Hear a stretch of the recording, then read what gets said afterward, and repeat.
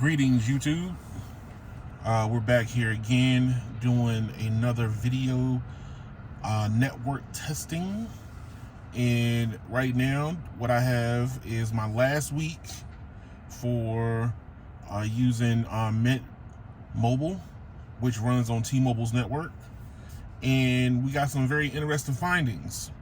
So if you've been watching the videos 1 through 3 already, week 1, 2, and 3, this is the culmination of all those coming together. So right now you have Mint is on the right hand side and T-Mobile is on the left hand side. So Mint Mobile runs on T-Mobile, so we're going to get a base comparison between the two services. So as you can see, I've crossed the 40 gig mark on Mint Mobile, and T-Mobile, this is just unlimited data, period. So we're going to show what the data looks like, the data usage, what happens when you hit this point. This is a video that you might want to rewatch due to the fact that this is a wall. So once I crossed this 40 gig mark, this line became very, very unusable after that. So if you're thinking about getting Mint Mobile and you do a lot of data, you use a lot of data, you might not want to use a line like this, because granted, it was $15 a month. I had to pay 3 months up front. So it depends on how you might want to look at, is this going to be something for you? So for me, I would not get this line due to the fact that I use a lot of data. But I use a lot of data because it is, I watch a lot of videos at higher res, which that's one of the funny things I discovered was a lot of my data usage, it comes from higher res video. So we're going to show you exactly what the data looks like currently at 40 gigs past. So this is the wall. The wall is exactly 40 gigs. As soon as you hit that 40 gig data limit, you are slammed on brakes completely. So let's show you what I'm getting here first. On T-Mobile, I'm getting N41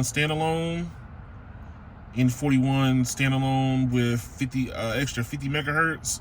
So 100 megahertz with 50. And this is what we're getting out here in rural America. I'm in Brandywine, Maryland, if anybody wants to come out and test my findings. And then this is what I'm getting on Mint Mobile.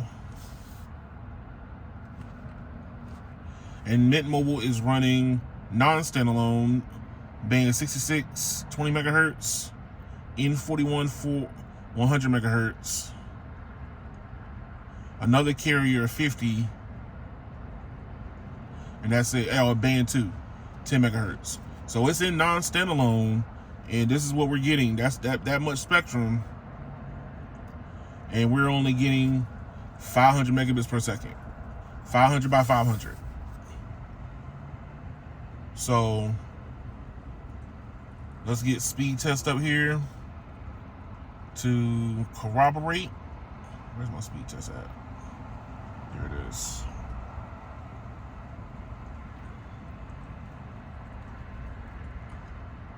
Speed test app.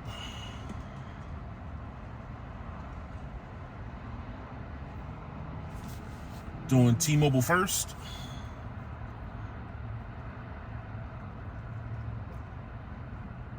So this is the overall data that I am experiencing on T-Mobile, showing that it is not the sites, it's not the location, it is the actual service.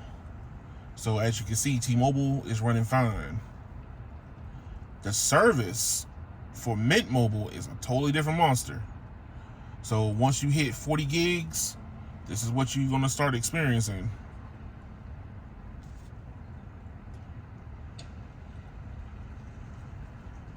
And this is what happens, like, if you you paying $15 a month for 3 months up front at $40, then, you know, data hogs are not going to be drawn to this service.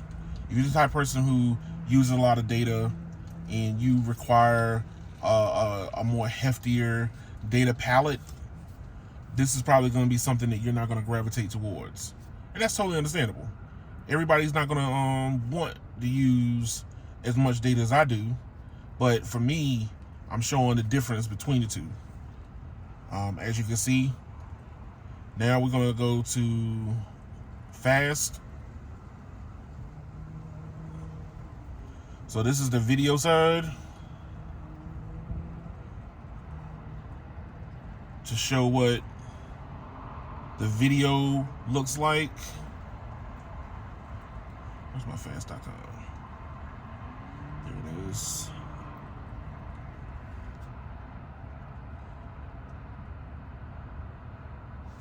(610 megabits per second down). So this is multiple 4K streams that I can have running on this phone. On this, we were in the beginning, we were at 1.3, 1.4 megabits per second, which was 480p. Now, YouTube buffers, website buffers, everything's buffering. As you can see, 410 kilobits per second. So that's not even 480p down.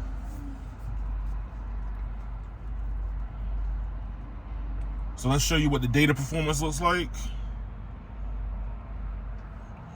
Go to ESPN.com. Opening web page.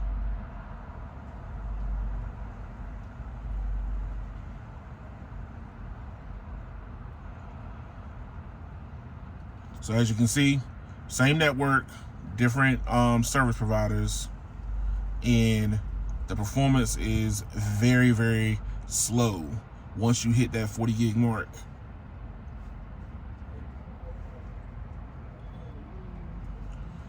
Go to NBA.com. Opening web page.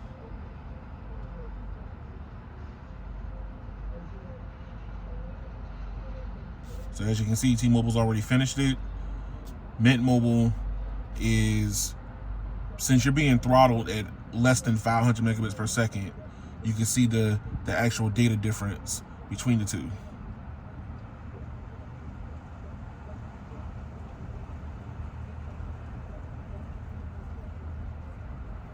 Waiting for it to finish. Yeah, that's not going to finish anytime soon. All right. So imperv, this is going to show you exactly what the data looks like as being used directly.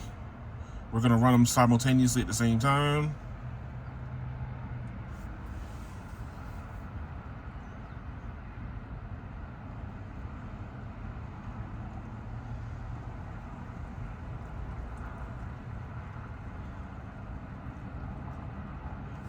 So we hit over 500 on imperv. We were barely at 0.13 megabits per second on Mint Mobile.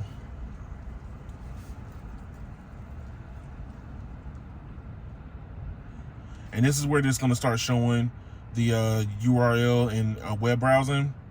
As you can see, it's starting to time out a whole lot more due to the fact that it's taking longer for the service to actually pull through. Over here, we're already at the video. We're still on the web browsing test, and it's maxing out the full amount of time. It's pretty much timing it out. That's how long it's taking to browse the web on Mint Mobile currently right now. We're already at 360p, working on 720p.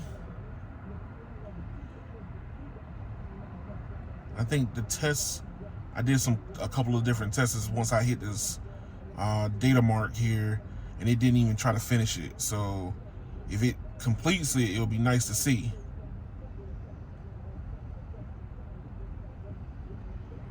It looked like it kicked in after we finished this test.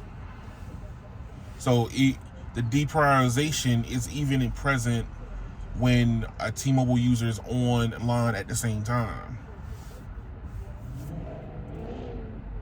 And it failed. So the last test to show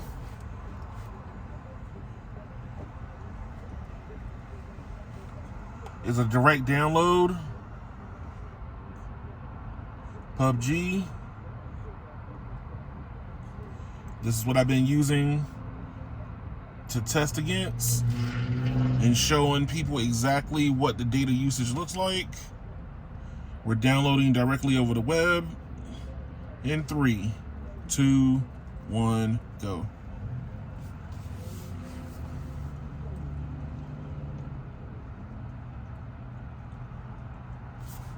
And as you can see, T-Mobile's already started. Mint Mobile is barely pulling data. We're at 12% to 0% T-Mobile.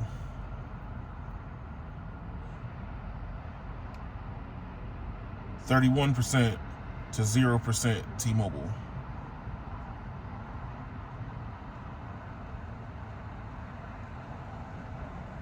%54 to 0% T-Mobile. 72% to 0% T-Mobile.